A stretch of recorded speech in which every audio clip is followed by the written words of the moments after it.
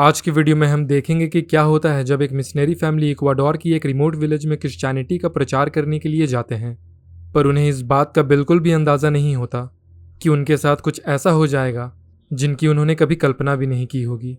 Movie की story बहुत ही straight forward है, इसलिए मैं आपको इसकी स्टोरी शॉर्ट में ही समझा दूंगा और एंड में बताऊंगा कि इसमें जिस सुपेई एंटिटी को दिखाया गया है वो आखिर कौन है।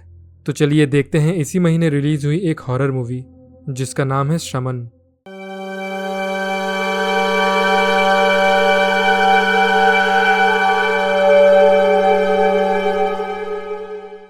कहानी की शुरुआत होती है कैंडिस, उसके हस्बैंड जुआल और उसके बेटे कैलियोट से, जो कि क्रिश्चियन मिशनरीज हैं और प्रचार करने के लिए इक्वाडोर की एक छोटे से विलेज में आए हैं।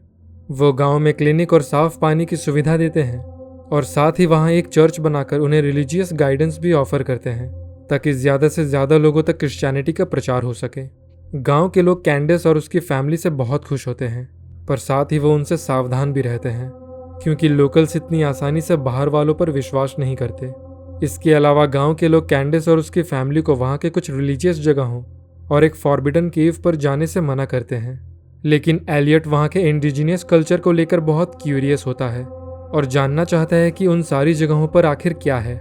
पर वहाँ का एक लड़का थॉमस उसे वार्न करता है कि वो अपनी इच्छा पर कंट्रोल रखे और उस फॉरबिडन केव से दूर ही रहे, जहाँ पर सुपे नाम के एक एशियंट गॉड की पूजा होती है जिसे गॉड ऑफ डेथ भी कहा जाता है। लेकिन इसके बावजूद एलियट उस गुफा में चला जाता है जहाँ एक दो मूर्तियाँ रखी होती है और कुछ जानवरों की बलि चढ़ी होती है। एलियट यह देखकर जैसे ही भागने लगता है उसका पैर फिसल जाता है और वो गिरकर बेहोश हो जाता है। अगले दिन कैंडिस और जो उसे हर जगह ढूंढने लगते हैं और अंत में एलियट उन्हें वहां एक लोकल शमन के घर पर मिलता है। कैंडिस को डाउट होता है कि शायद शमन ने एलियट के साथ कुछ किया होगा, पर वो कहते हैं कि एलियट उसे केव पर मिला था, उन्होंने बस उसे वहां से बाहर निकाला और कुछ खाने को दिया। कैंडिस उनकी बात पर विश्वास नहीं करती और एलियट को जल्दी से चर्च में ले आती है क्योंकि आज उसका बैप्टिज्म होने वाला है। रास्ते में उन्हें एक बूढ़ी औरत मिलती है जो एलियट की ओर देखकर डरने लगती है और उन्हें वहां से चले जाने को कहती है। एलियट भी केव से बाहर आने के बाद थोड़ा अजीब बिहेव करने लगा था और कैंडिस भी ये सारी चीज़ें नोटिस कर रही थी और उसे भी एलियट में कुछ अजीब दिखना शुरू हो जाता है। यहाँ शमन आपस में बात कर रहे होते हैं कि एलियट ने उस केव में जाकर बहुत बड़ी गलती कर दी। थोड़ी देर बाद गांव वालों को उस बूढ़ी औरत की लाश नदी में तैरती हुई मिलती है जिसे आखिरी बार कैंडिस और एलियट ने देखा था। गाँव के सारे लोग मिलकर उस बूढ़ी औरत को दफना देते हैं और फिर सभी घर चले जाते हैं। फिर रात को कैंडिस को एलियट के कमरे से कुछ आवाज़ें आने लगती है, तो चेक करने के लिए वो जब उसके कमरे में आती है तो वहाँ एलियट नहीं होता। कैंडिस बहुत ज़्यादा घबरा जाती है और एलियट को हर जगह ढूंढने लगती है और वो जब घर पर नहीं मिलता तो कैंडिस उसे बाहर सर्च करती है जहाँ एलियट मैदान पर लीजा की तरह पड़ा होता है। वो जल्दी से जॉल को बुलाती है और एलियट की बॉडी पूरी तरह से जम गई थी, इसलिए वो उसे शावर के नीचे रख देते हैं, पर इससे एलियट को तकलीफ होने लगती है और वो ज़ोर ज़ोर से चिल्लाने लगता है। अगले दिन कैंडिस जब कपड़े सुखा रही होती है तो उसे उनके घर के बाहर वैसी ही एक मूर्ति मिलती है जैसा उस केव में था। तो उसे लगता है कि उन शमन्स ने ही एलियट के ऊपर ब्लैक मैजिक किया होगा, इसलिए वो उनसे बात करने आ जाती है। पर वो कैंडिस को बस इतना बताते हैं कि सुपे ने उसके बेटे को पोजेस कर लिया है और वो बस उसकी मदद करना चाहते हैं।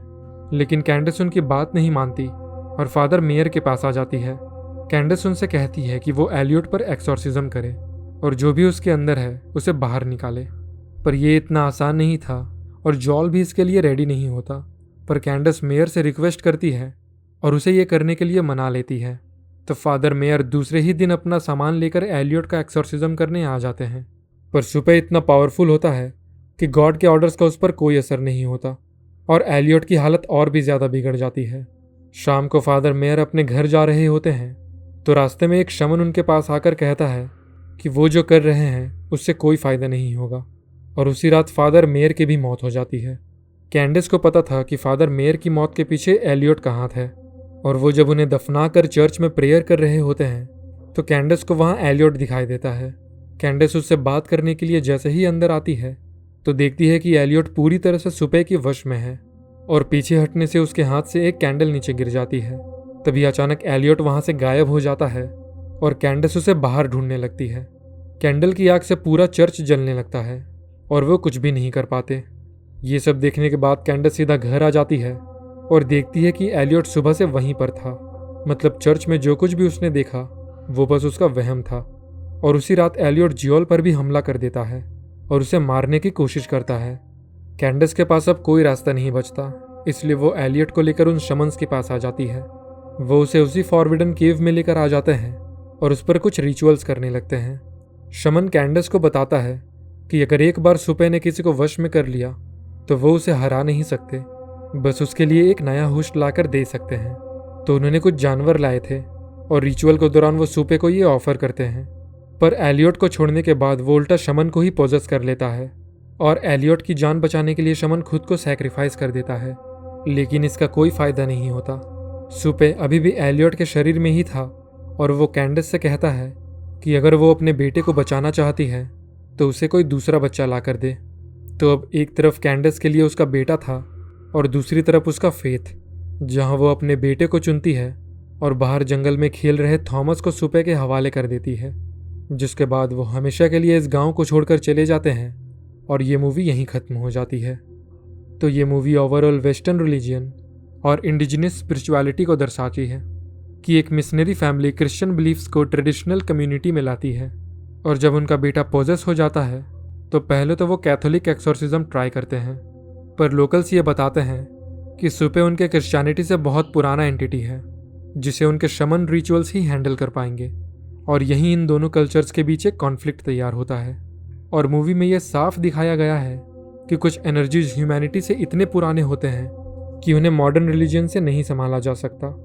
2025 की शमन इस बारे में है कि कैसे बिलीफ सिस्टम, स्पेशली जब किसी पर थोपा जाता है, तो कैसे ये वॉयलेंटली क्लैश करती है। और इसमें जिस एंटिटी को दिखाया गया है वो एंडियन माइथोलॉजी में एक गॉड ऑफ स्पिरिट के रूप में पूजा जाता है जो धरती के नीचे अंडरवर्ल्ड में रूल करता है। सुपे पूरी तरह से एक इविल स्पिरिट नहीं है क्योंकि इसे पूजने वालों को ये प्रोटेक्ट करता है, और जो इसका अपमान करते हैं उनके लिए ये एक बुरा सपना बन जाता है। सुपे को शेप शिफ्टर भी कहा जाता है क्योंकि इसका कोई फिक्स आकार नहीं होता। कभी यह मॉन्स्टर बन जाता है, कभी एक सुंदर लड़की या एक जानवर में। सुपे अंडरवर्ल्ड में रूल करता है जिसे एंडियन माइथोलॉजी में ऊकू पाचा कहते हैं। क्योंकि सुपे धरती के नीचे रूल करता है इसलिए इसे छुपे हुए खजाने, मिनरल्स, माइंस और अदर रिसोर्सेज के बारे में अच्छे से पता होता है। बोलिविया में तो इसे एल थियो के नाम से जाना जाता है जो लोगों को डीप माइंस में होने वाले कोलैप्स और डेंजर से बचाता है। आशा करता हूँ कि आपको ये वीडियो पसंद आई होगी। ऐसी ही और भी वीडियोस देखने के लिए सब्सक्राइब कीजिए हॉरर फोबिया को।